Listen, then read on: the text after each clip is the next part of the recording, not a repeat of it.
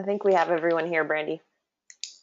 Okay, so I don't really have a summary ready, so I'm just going to kind of wing it. The way I was able to conclude the chapter 2 through 6 was that, of course, it's going through his childhood. He's talking about, his first encounters with what he's calling ESP, and I do think that Teresa put or has a definition of what that means, if you want to put that up for everybody. But what he's saying ESP is a way that he can communicate through his mind, and he was able to learn this more or less from his mother. His mother would send to him and do things like that whenever he was out away from the house, and he thought that this was just a normal thing, that everybody could do this. So he was practicing it on his own with his friends. He tried to create a group through with his friends as he got a little bit older, was a little bit more involved with his ESP, and he was able to actually pick numbers out of the air when the kids would think of the numbers. So that was kind of his first experience with trying to teach it to everybody else.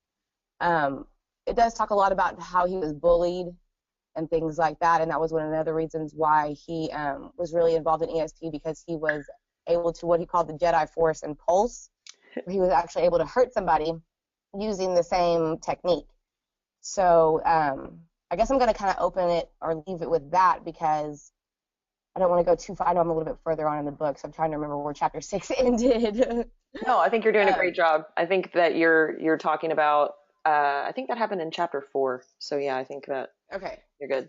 Okay, so again, a little bit on in the chapters, he gets older, of course, and actually starts going through a defense class where it's not like your jujitsu or anything like that. It's more or less how to defend yourself from being killed, or how to actually inflict those type of injuries to other people. So it was a different type of martial arts, if you will, and he was able to utilize his ESP in that martial arts as well. So he was able to combine other things that people taught him with what he had learned from the books that his mother had given him, and that is where I think we end in the chapter. Sweet. I just wanted to add that I'm wondering if the rest of you guys had this really, I don't know, I had this bizarre image of David Wilcock like zapping the guy with his giant forehead, like this like beam of energy coming out of his forehead for some reason. It's funny though, I had that same thing. In fact, I could almost sense the surroundings that he was in too, like how far away the person was whenever he might have done that. I could totally see him doing that. That's hilarious. How does he describe it? He talks about how they learned how to go into a certain mental space in order to connect to life force energy and inflict a great amount of pain or injury on another person when you connect to that kind of space. And for him, he connected that to ESP because he saw, oh, this is a way that I can use this technique that I've learned. And it was sort of like a real live application for him to see how it could actually be used, I guess. I'm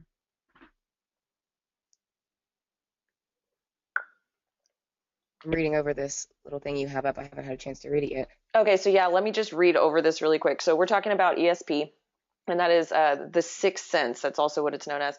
It includes reception of information not gained through the recognized physical senses, but sensed with the mind. So there's telepathy, which is communicating information to someone else with your mind. I guess that could be like receiving or sending. There's clairaudience, which is like where you hear something, but it's not like you're hearing it through your physical ears, but you're hearing it in your head. Clairvoyance is like receiving information by you're seeing it, but it's more like you're seeing it in your mind's eye.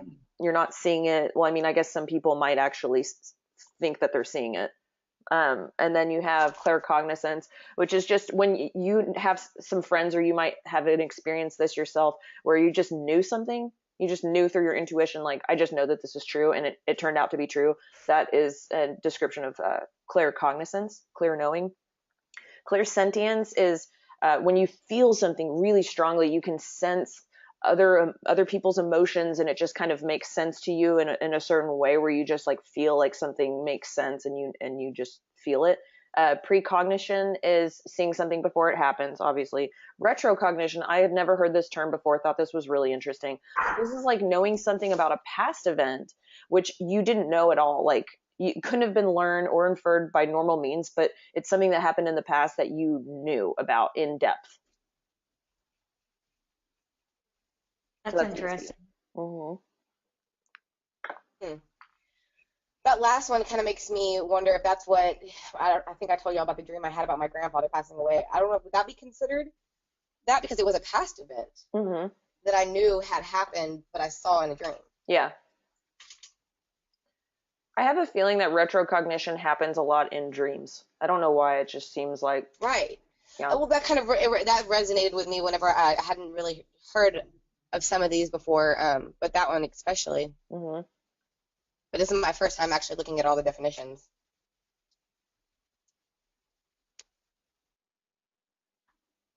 I might be missing one because I know that it's called the five clairs. There are five of them, and only see four. I mean, I might have like telepathy on there or something different. Maybe there's also like another name for that, but. Yeah. I will say that I am ready to continue on with the book just because I felt like these chapters were, they have to go through this in order to explain it, but I was like, I'm ready for it to be over and go on to the next part. I guess because he has to tell it in such a dramatic way that everything in his life seemed to be so dramatic. Yeah. But I think it's absolutely amazing that he was able to meet all of those music people. And I'll ask you this: how do you guys feel about his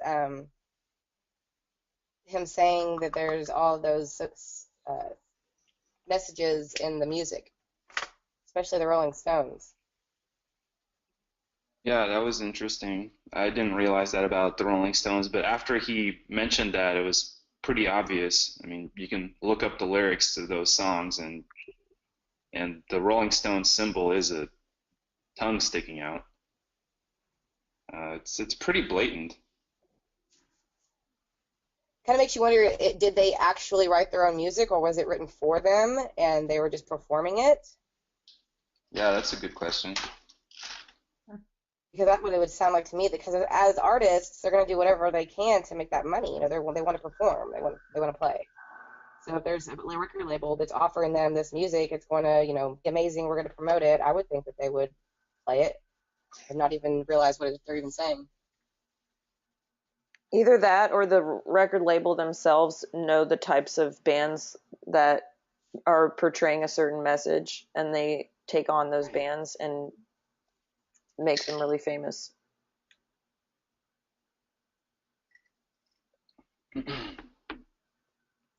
Yeah.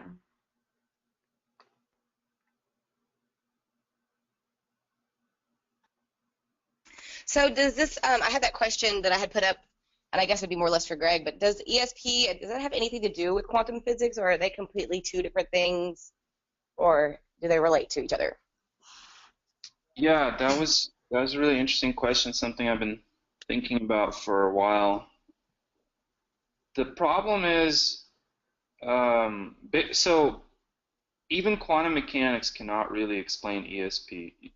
None of our physical laws that we've discovered so far can explain it. Gravity can't explain it. Electromagnetic waves cannot explain it. So it's not a magnet. If it does exist, it can't be like a magnetic field, an electric field, a gravitational field. None of that stuff. So the last hope within the realm of knowledge that we've discovered so far in physics was quantum mechanics. Maybe quantum mechanics could explain ESP, but even quantum mechanics has major problems explaining it. Unless you reinterpret quantum mechanics in a different way. And lately, people have been talking about this idea that we live in a matrix, we live in a simulated universe. Not exactly like the Matrix, where it's a total horrible place to live in, where we're being manipulated in order to provide electricity for computers. It's not like that. It's just that we could potentially be living in a matrix that we're generating ourselves with our consciousness. And Right. in that theory, ESP is totally possible because we're the ones creating our physical reality. So then ESP is completely allowed, since we give ourselves a special kind of we give ourselves special powers to begin with in that concept of the universe. Since we're creating the universe, why not be able to move things around? And there is some physical, a little bit of physical evidence for that. It has to do with these experiments they do where they split up. They have two electrons shoot out of a particle in different directions, and then they measure one electron, and the other electron instantaneously knows how it needs to behave, even no matter how far away it is. It will take on the it's called the spin. It will take on the opposite spin of the electron that you measured however many millions of miles away, or doesn't matter. Like, you can measure it anywhere and the other one will instantly know what to do. So how can that be possible if the speed of light is supposed to be the fastest that information can travel? So one idea that people proposed was that information can actually travel faster than the speed of light, but everything else can't. It's kind of a bizarre concept, but that's one way around it. That's one way to explain ESP. It kind of has to do with quantum mechanics, because quantum mechanics contains the experiments that you would need to do in order to prove that version of how the universe works might be correct. Right. I have a I question. love the way you explain it. Okay. Because it makes complete sense to me. Go ahead. Sorry. So, Greg, just out of curiosity, how did scientists decide that the speed of light was the fastest rate of speed by which information could travel? Well, Einstein basically told us that that is true, and everyone believed him. But didn't Einstein also believe in this kind of concept of, he believed in some woo-woo stuff too, right? So wouldn't he, if he had lived longer, maybe would have gotten a little further in his research?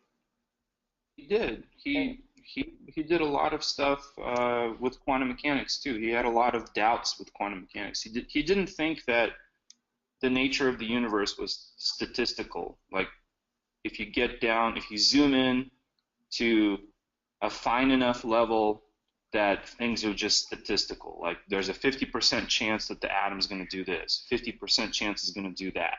He didn't think that the world worked that way. He thought everything was very well defined, and he summed it up by saying, God does not play dice. So that was his perspective, that everything should be well defined. We just don't have the tools to measure it sometimes. So it's really, he placed the fault on the scientist, the human, not on nature. He refused to accept nature as being fuzzy.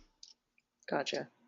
So he came up with this experiment called the EPR paradox, Einstein-Podolsky-Rosen paradox, where, like I was saying earlier, that one atom would shoot out two electrons in opposite directions, and they would measure one electron and see what happens to the other electron.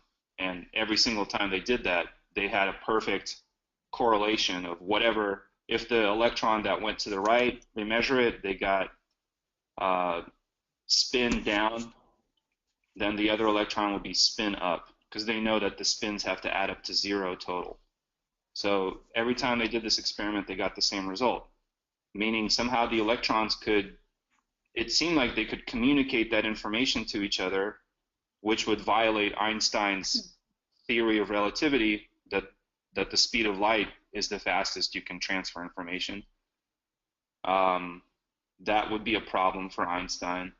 Or somehow the information for what to do was already built in when the electrons were ejected out of the atom. when the atom shoots out the electrons, they already know. Like they already have a system in place where, okay, if I'm this, you're that. So when I get measured, I'm gonna be measured in the down state, and from now on, you're in the up state. And like they kind of conspire together before they even leave the atom. And that's called the hidden variables theory. That's the theory that Einstein was a proponent of. But later on, decades later, that theory was disproven. It was actually shown that the only way that theory could be right is if information can travel faster than the speed of light. So it went back to like violating Einstein's theory of relativity. So Einstein himself, the only explanation that he could propose for the world that he was happy with violated his own theory of relativity. But he wasn't alive anymore when that proof was given. Sorry, I don't know if that answered your question. Yeah, it definitely does. I like to hear it from your perspective, because you kind of give it a couple different options of how it's given. Because for me, not knowing anything, I'm understanding that a lot of this has to do with how you're perceiving the experiments, because there's so many different options out there. Yeah, the mainstream option. Yeah. Go ahead, sorry. It kind of sounds like a dumb way to say it, but in like the easiest way I can explain it back. Because if they're doing these experiments and it's always constantly proven right, well then it's still proving him wrong. But is that so impossible to think that he might have been wrong, and that we're now finding further information out to his experiments? Well, Einstein could have been wrong for sure. Like experimentally, it's very difficult to find anything that goes faster than the speed of light. Every time someone has claimed that, someone has always come out and shown problems with their experiments. So there's never been any definitive proof of anything going faster than the speed of light. That picture. Yeah. Wait, did I miss something? Oh, I'm just doing Google searches for terms as you're speaking. Like I searched hidden variables theory, and then I searched was Einstein wrong, and I found this gem. Oh, why am I not seeing your screen anymore? Dang it. Oh, there it is. Yeah, Einstein sticking his tongue out. Which is, we were just talking about that earlier with the Rolling Stones. Does that mean that they're satanic? Does that mean that Einstein's also satanic? I don't know. It's probably just some goofy picture. Right. But one thing that there is, oh God. One thing that is potentially faster than the speed of light is gravity. And we don't know very much about gravity. It's very difficult to measure gravity. It's super weak. But when the Earth revolves around the sun, it has to know the sun's position in order for it to feel gravity from the sun, in order for the Earth to know where to go. But it doesn't seem to have the position of the sun like from however many minutes ago, however long it takes for the speed of light to, if the sun were to send out its gravitational force at the speed of light, the Earth would receive it a little bit after the sun has already moved. I found a real photo, Greg, if you want to, describe. Oh yeah, that's an actual photo, I think. That was probably taken with a GoPro.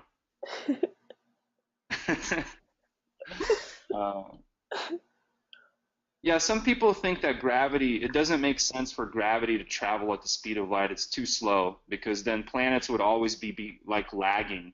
They'd always be reacting to where the planet was like several minutes ago or hours ago instead of where it is right now. So that's potentially one counter example to what Einstein proposed. But I don't know. There's no hard evidence that anything travels faster than the speed of light, so that's why people think Einstein is right. But is that just simply because we don't have the tools to prove it? If we Yeah. had the tools to prove we could send brain waves out fast and send information out to each other, have some type of technology to hook that up. Yes, I feel like that's maybe where it lacks. well, we have the tools that we do have cannot measure ESP. That's what we do know. Aw. What we don't know is what mechanism we could be using to achieve ESP if it's not something measurable with our current equipment. I think ESP is real. I just don't know how it works. Right. It's like something beyond our current measurement tools. I guess the best way would be to conduct your own experiments, like he said with the cards that he created, that he tried to do for the presentation of his classroom. You could do, simple things like that to be able to conduct experiments yourself, because you're only going to have yourself, perception on it anyways. Yeah, but how do you know that you have ESP? It's kind of like a circular thing, right? In order to do these experiments and show a good result with ESP, you already have to have ESP, and and if you already have ESP, then you can already do it, and it's kind of circular, right? I don't know, because sometimes I feel like I have some type of ability to, see things in my dreams or see certain things or have a certain feeling, everything that you hear about, especially like, you'll hear a voice or something, you'll hear something that's not there, and like I'm not like saying I hear voices, but I've heard something like, oh, don't do that, or that's a bad idea, and or that's a good idea, let's pick that one. But I don't know how to control it at all. It just kind of happens. Yeah. I think the idea Circular. there is that you can focus on remembering these experiences that you've had, and you can even keep a journal, write them down, and Right. use those types of techniques to develop them. Or like if something happens and you're able to remember that, write it down, keep a hold of it, and then you can compare other experiences to that. Like, for instance, this is a story I love telling that just happened recently, but before my sister told me she was pregnant, the 2 days prior to her telling me, I felt like a crazy person. I seriously thought that I was going insane, because I felt like there was something that I was on the edge of, that there was a veil, that I didn't know something, but it was there. And it was like this really weird feeling that I felt for like 48 hours before she told me. And I was a teaching assistant at the time. And when I was at school those 2 days, there were 3 different incidents where I heard what I can only describe as angel wings. I don't know. It was like a flapping of wings. And I really literally thought that I heard them, like in the room. Like I had stopped and I looked around and realized there was nothing there. But it happened to me 3 times. And then when my sister finally told me she was pregnant, it was like, oh my gosh, thank God. Like I'm not a crazy person. There was something there that I was sensing, because we have that really close connection. Right. I believe it. And I know that you and Lindsay have that connection too. You guys have all kinds of stories about being connected, and Oh shoot, we can call it. We can look at the phone, it'll be ringing, and it'll be her. Like, it's a simple thought, and that was what the easiest thing when I read the book, and it's like you can send, because we and Lindsay can send to each other very easily, very easily. Yeah, that's really cool. And twins can tend to do that. Like they can sense when things are wrong, and I think that even just close family members can sense when things are wrong. And like you had a dream about a death in the family, and like my grandma, she passed away 2 years later. Her brother passed away, and that night that her brother passed away, I had a dream about my grandma. And it was around the same time that he died. And when I told my dad about the dream I had about my grandma, he said, "Oh yeah, she was probably stopping through on her way to pick up her brother." And so there's like this concept that some people just, I think a lot of people have these types of experiences. And so Greg, when you ask like, how do you know if you have ESP? My answer to that is, I think everybody has ESP, and some people just close their minds to it. And, just say, no, that's complete BS. I refuse to accept that anything like ESP really exists. Those people will not be able to recognize experiences that they have that has a connection to this kind of concept. Well, there's a certain word that I don't like to use, and that's coincidence, because I don't believe in coincidence. I feel like everything happens for a reason, as small as it is. It's for a reason. You have to understand it. And I think a lot of people are like, oh, well, that's just a coincidence. It just happened to be like that. And they don't pay attention to the small things. And I think that's where a lot of perception comes into place, because you're thinking about things in a different way. And that allowed me to really focus on, this is really happening. This is not just a coincidence. Like, this happens a lot through my lifetime, and like I told you before, you attract like people, and it's like now I'm finding all these like-minded people that have had some type of experience. Like my friend Nicole, you both met her. She's had some crazy experiences herself, even to the fact where she was telling me that her and her husband one time were out doing some yard work, and he was being real ugly to her, saying she wasn't doing it right. He was real fussy with her that day. She was sitting there just thinking, like, I hope you stub your toe. I hope you do something, something small. But she was just sitting there thinking, like, almost like a pulse. And then sure as shit, he hit his hand with the hammer, and she just started laughing, and she was like, oh my God, that's not funny. Like, that just happened. And she told me about it. This was like, earlier in her life when they first got together, but she told me about it. I was like, well, that's kind of weird. But then I read this book. I was like, well, maybe it's not so weird. Not like it's weird, like I don't believe you, but I'm like, oh, that's, I've never had that experience before. Yeah. Randy, she said, go ahead. You said you and Lindsay can communicate using ESP in some ways. Have you guys ever tried to send like specific information? Like, let's say you think of a number and you send it to Lindsay, and is she able to guess what it is? No, because we've never actually sat down and done any experiences or experiments. It's always been like, if we're like about to call each other or about to, like, it's always been like that. Like, I've thought of her and then the phone will ring. And that'll been like, I've thought of her and then she would show up at the house or show up here or show up there. You know what I mean? Like, it would be like that. It's never been we've never done any more experiments. This is like really the first time we've even really talked about, this is really happening. We talked about our experiences, but never like, let's do experiments. See, Brandy has this problem where she doesn't answer the phone. So I like to try to call out to her before I call her, and then I call her, and then she answers the phone. And then I use it in like a 911 emergency kind of thing, like if I need her. But you know what? We probably should do that, because it's not ever something that we've actually been like, hey, let's sit down and try to focus on this. It's almost because I think we're just so hyperactive that taking the time to sit down for 2 seconds and actually clear your mind is hard for me, because that's what's so hard for me to even meditate. I get so distracted. The only time I can meditate is right before I go to sleep, and I've been practicing that, and it's been helping, but I always fall asleep. When you meditate, are you laying down? Yes, that's what I'm saying. Like, I can't sit down in one position, or I can't be in the house long enough to be alone. So it's like there's always somebody here. So the only time I'd ever get is whenever, I'm going to bed or laying down. But I'm going to, once I was able to actually focus on clearing my mind, I was like, I now want to sit up. And that was something that I did read too, that they said try starting at laying down, and eventually your body will tell you where it wants to be.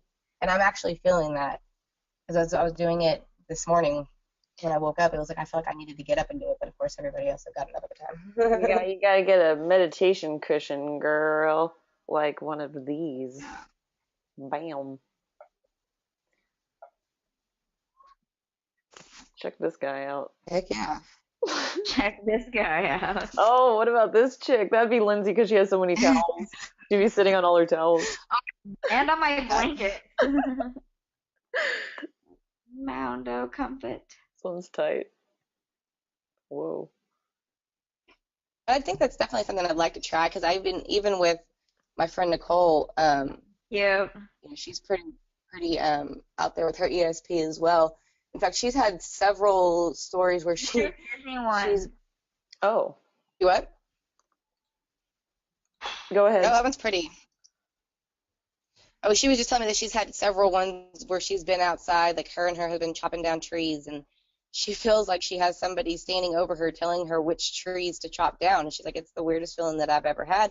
But if he doesn't listen to me, it almost makes me get upset. Like, I walk around and I touch the tree, and it's like something saying yes, no, no. And that's how I pick the trees on which can go. But we always plant new ones. It's like very important to me that we sit down and plant the new ones. And I'm like, that's not weird to me. That's, you being one with nature. But then again, reading your little description there of ESP, and you may hear something that you think is there. But she just recently told me that since I've been talking to her about this book. So I don't think she would have told me that before, simply because it is something that's really out there.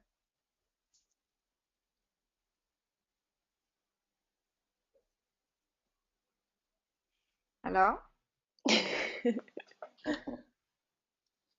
So what was the first question, Brandy, on the list of questions that you had? How does ESP work for you?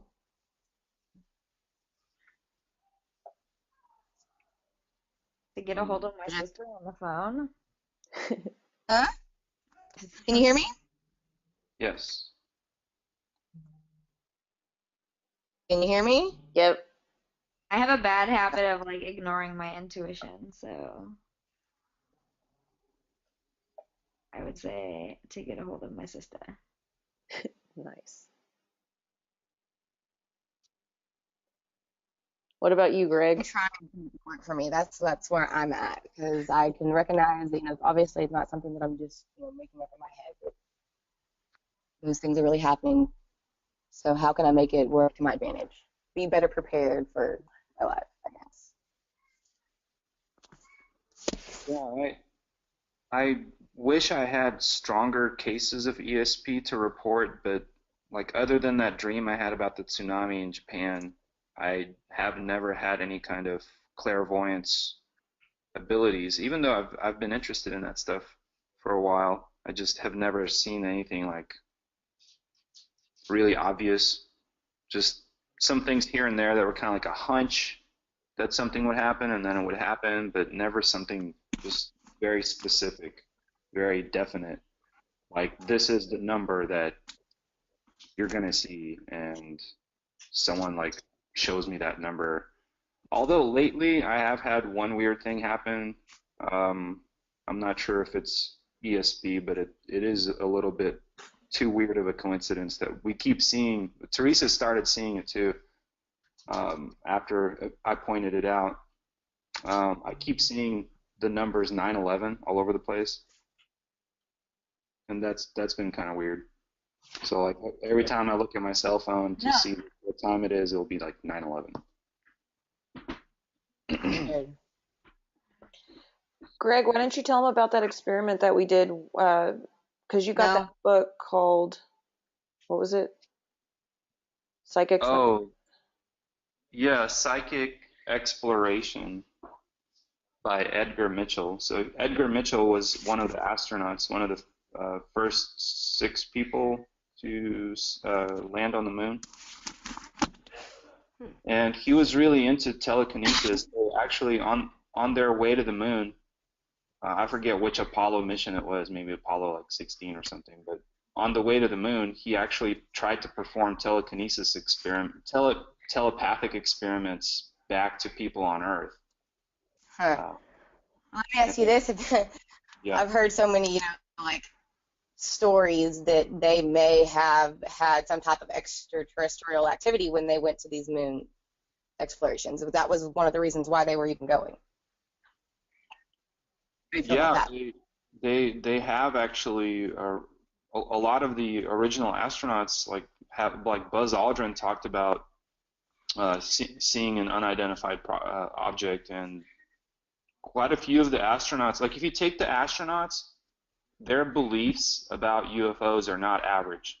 They're not like the average person at all. They definitely believe in something bigger than what the average person believes in. But I had read this article where they were talking about the Apollo 16 mission when they actually got off of the spacecraft to get onto the moon. There was 2 minutes of recording that NASA had taken out of the recordings that were coming back from them, and they just now recently became public, where they were actually saying there are aliens on, like, there's extraterrestrials. They're looking at us. They're coming this way, and they all like got back in the ship, which was one of the reasons why they had to leave, because they went over, I guess, a hill or whatever, and they saw everything down there. And that's Yeah. what they just recently released. But I Oh, don't know if that's real or not. I haven't heard of that. That's interesting. 2-minute recording that, like I said, NASA had taken out. And the reason that it was leaked was because somebody had tapped in or something like that. They had recorded it, and now they're coming forward. Old man. I guess people wait until they're old. They don't have to worry about reprisals. But it was the Apollo 16 mission, if I'm not mistaken. Yeah. Yeah, that's the book that Teresa is showing on there.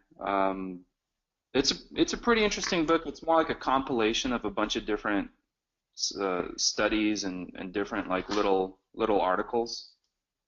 And yeah, he goes into the history of scientific efforts trying to prove ESP.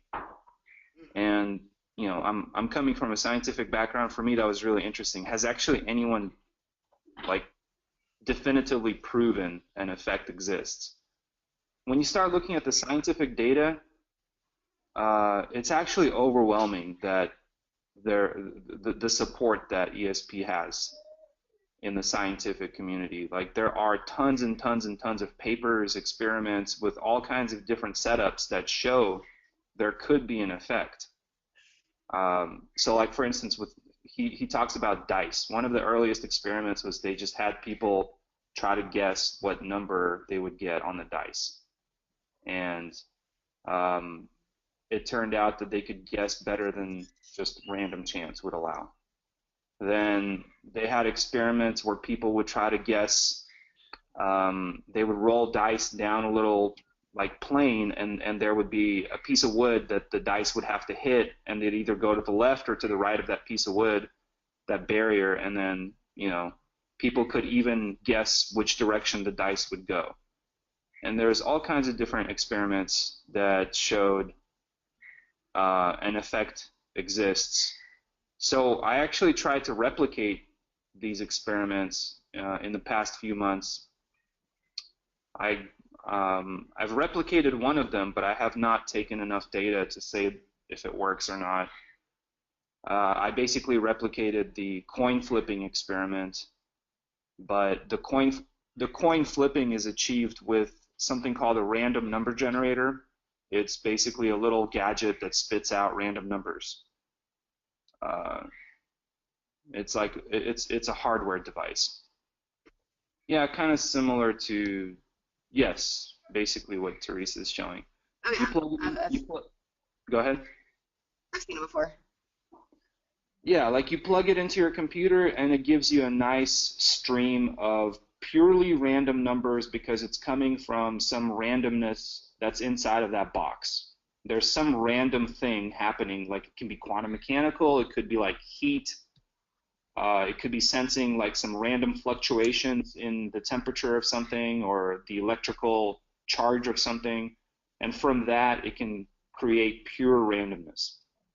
And it turns out that if there have been scientific there's been scientific efforts to show that people can affect these random number generators, RNGs for short. People can actually affect these and make them non-random. So that's what Teresa and I want to do. Like I already built a piece of software that can measure how random something is. So I'm hoping that we can get some data. Basically, Teresa's going to like stare at this thing and concentrate and try to make it not random. And if I can record that and actually get real recorded data to prove that how non-random she made it, I can do some statistics and say, oh, there's only 1 in a million chance that this could happen, and you know it's clear that she's affecting the randomness of this little device. So that would be like scientific proof, but so far we haven't done enough experiments with that. And that's actually something, you know, if you guys are if you guys want to try it over like a long distance, it might still work. It's not supposed to be limited by distance. You know, even if someone were to try it over the phone or over like Skype, it should still work I would like theoretically. Yeah. I would like to jump in really quick. So Greg got this.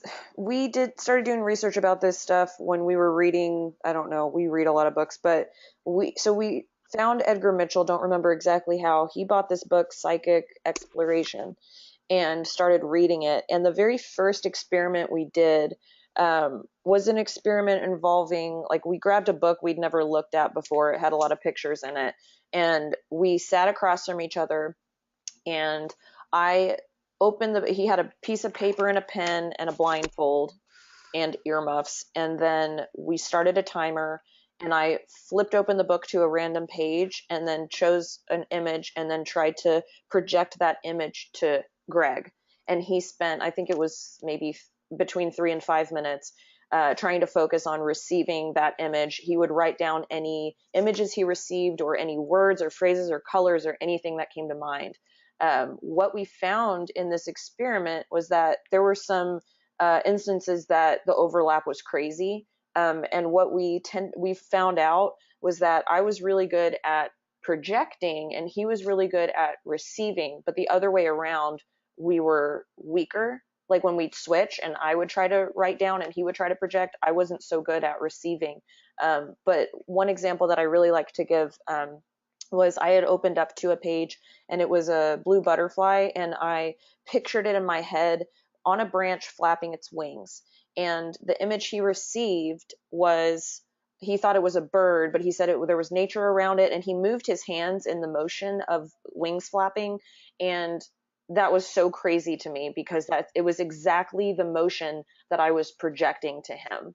And I think he even saw the color blue. I don't remember, but I have all of the paperwork saved. It's pretty cool to look at because you can see, you can read through it and see, oh, he received this and that. And he was even getting to the point where he was able to tell a thought that was his own and a thought that was mine, because mine were coming in quick spurts. And so he was able to discern between a random thought in his own head and one that was being projected from me. That's pretty cool.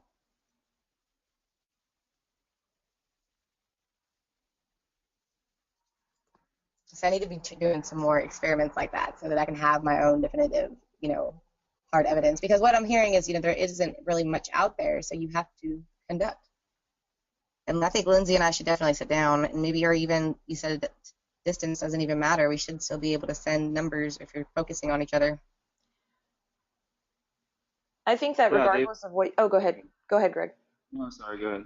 I was just going to say that regardless of what you read, it's good to do your own experiments. That was all I was going to say. Well, I think what's awesome about ESP is that you can actually do your own experiments. It doesn't require any like sophisticated equipment. You can try with just like basic numbers and images. But yeah, when I was receiving the images that Teresa was trying to send me, I noticed that when I would get it right, it was not like I'd be trying to concentrate for about 2 minutes to 5 minutes, and I'd have all kinds of images that potentially could have been the answer.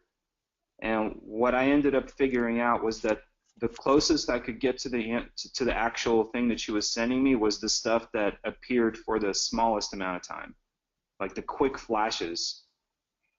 And Right. Unfortunately, I could never make out that much detail. They're so fast that I can't make out any of the fine features. So when I would try to tell her what I saw, it would be like just really general details, like I saw the color blue, I saw something moving. It kind of looked like it was in nature. And I feel like if maybe I trained myself, I could hold on to that image a little bit longer and potentially get more and more detail.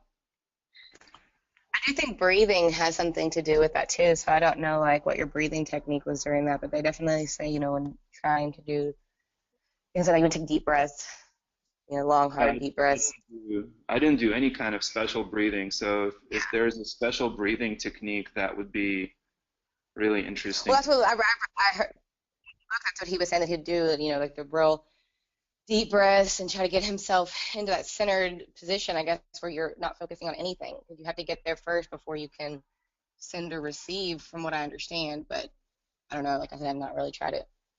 But it would make sense because when I've done it, when I've been meditating, like I said, when I've been laying down, as soon as I start taking deep breaths, I start to, go into a certain different space. Whenever I told you all about me getting up in the mornings and trying to, focus on my day before. That's what the breath technique the book I read told you to do too. 10 deep breaths and think and focus on what it is you're trying to do. And so then I would start there, and then it would just continue to move forward. I was already in that state of mind once I got to the 10th breath. My response to that, Brandy, is that as you experiment yourself and find what works for you, just that you're going to find what works for you. I think that there are so many different ways that there are lots of different breathing techniques. There's a lot of different meditation techniques, but just as you move forward in your practice, you will be able to identify when you've reached the alpha brain state, things like that. Like you learn that, and it becomes easier. Like as you go forward and you gain more experience, it becomes easy, and you can put yourself in